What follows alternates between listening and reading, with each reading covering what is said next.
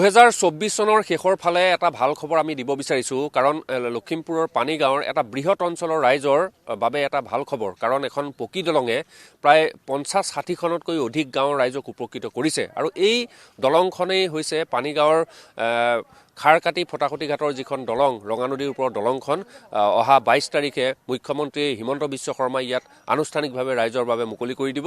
আমি ভাল খবৰ বুলি এই কাৰণেই ক'ব বিচাৰিছোঁ যে এই দলংখনে প্ৰায় বছৰ বছৰ ধৰি এই ৰাইজক বৃহৎ জ্বলা যন্ত্ৰণা খুৱাইছিল কাৰণ এই দলংখন নথকাৰ বাবে খৰালি কালত তেওঁলোকে বাঁহৰ দলং নিৰ্মাণ কৰি ল'বলগীয়া হৈছিল আৰু বাৰিষা হ'লেই ইপাৰ সিপাৰ হ'বলৈ ৰাইজে বৃহৎ কষ্টৰ সন্মুখীন হ'বলগীয়া হয়।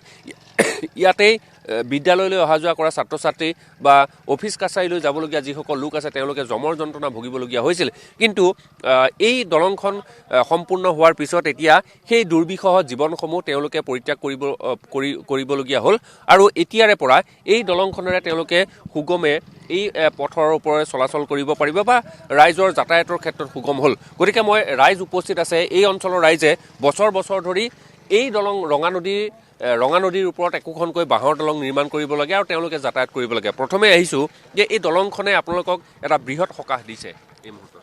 আচলতে ৰঙা নদী খাৰকাটি যিটো ফটাকটি ঘাট ইয়াত এখন দলঙৰ পকী দলঙৰ এটা মানে দীৰ্ঘদিনীয়া সমস্যা আছিল, যিটো সমস্যা আমাৰ যুগ যুগ ধৰি ইয়াৰ বাসিন্দাসকলে এই দলংখনৰ আশা কৰি আছিল, যিটো হিমন্ত বিশ্ব শৰ্মা ডাঙৰীয়াৰ নেতৃত্বাধীন মিত্ৰজোঁটৰ চৰকাৰখনে এইটো বাস্তৱত ৰূপায়িত কৰিলে, য'ত এই খাৰকাটি ফটাকটি ঘাটেদি প্ৰায় 85খন গাঁৱৰ যোগাযোগৰ এটা সমস্যা সমাধান হ'ল, স্থায়ী সমাধান হ'ল আৰু ইয়াতে বেপাৰ বাণিজ্যৰ লগতে চিকিৎসাজনিত কাৰণ আৰু শিক্ষা, বিশেষকৈ শিক্ষা ব্যৱসায় আটাইকেইটা ক্ষেত্ৰতে ব্যাপক এই অঞ্চলৰ ৰাইজক সহায় আগবঢ়াব আৰু এই অঞ্চলবাসীয়ে হিমন্ত বিশ্ব শৰ্মা ডাঙৰীয়াৰ নেতৃত্বাধীন চৰকাৰখনক কৃতিত্ব প্ৰদান কৰিব লাগিব আৰু তেখেতসকলক ধন্যবাদ জনাবই লাগিব। আমি বহু বাতৰি সম্প্ৰচাৰ কৰিছোঁ যে ইয়াত এখন বাঁহৰ দলং ৰাইজে নিৰ্মাণ কৰি লয় যাতায়াতৰ কাৰণে আৰু পিছত সেই বানপানী আহিলে সেই দলংখন উটুৱাই লৈ যায়, কিন্তু এই সমস্যা এতিয়া নাথাকে আৰু বৰ্তমান আপোনালোকে দেখিছে যে এই চৰকাৰখনে আপোনাৰ কিমান উন্নয়ন কৰিছে।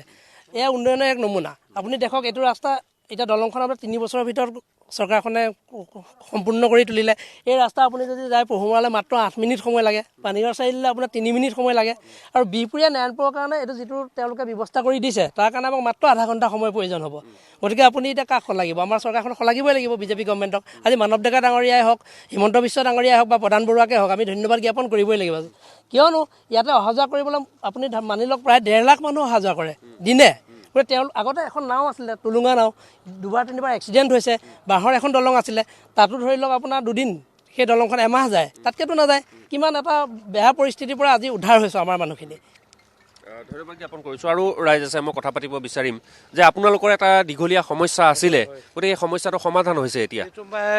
মোৰ এতিয়া প্ৰায় 60 বছৰ ওচৰ আছোঁহি।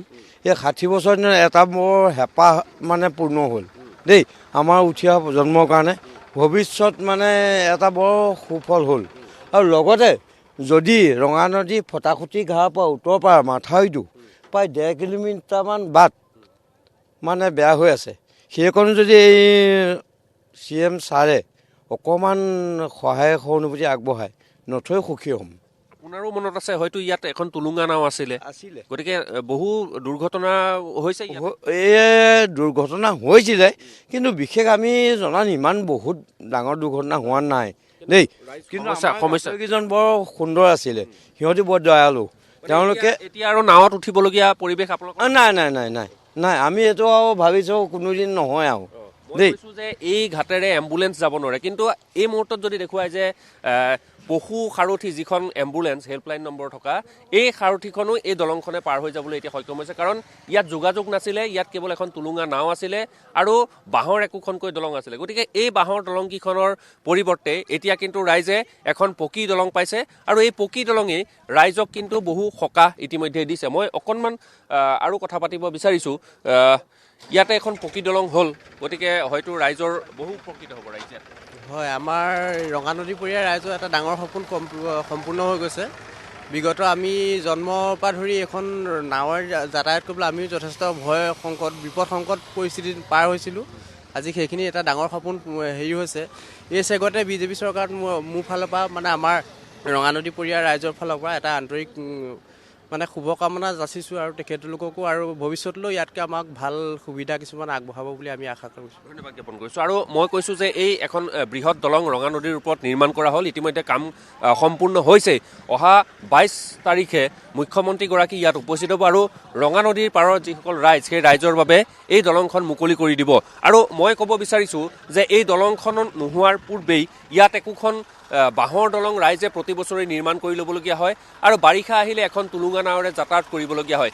এই যি দুৰ্বিষহ জীৱন তেওঁলোকে পাৰ কৰিছে, সেই জীৱন এতিয়া তেওঁলোকৰ দুৰ্বিষহ হৈ থকা নাই। নিশা হ'লে তেওঁলোকে নদী পাৰ হ'ব নোৱাৰে বা ৰোগীক তেওঁলোকে চিকিৎসালয়লৈ সময়মতে নিব নোৱাৰে, সেই সমস্যা সমাধান হ'ল। আৰু গতিকে ৰাইজে, এই ৰঙা নদীৰ পাৰৰ ৰাইজে এতিয়া চৰকাৰখনক, বিজেপি চৰকাৰক তেওঁলোকে কৃতজ্ঞতা জ্ঞাপন কৰিছে।